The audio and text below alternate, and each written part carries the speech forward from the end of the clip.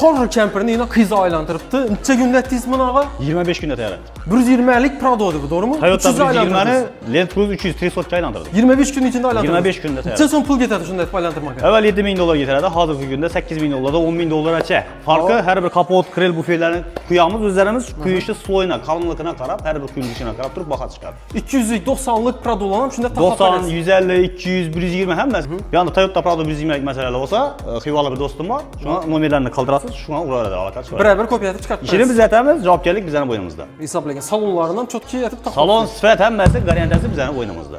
Həmməsi. Hiç hesap olmaydı. Heç hesab olmaydı. Aparıp salsam hiç hesap olmaydı. Zapçatda olma muamma yox. Gel yok. Öz Gel pol. yok.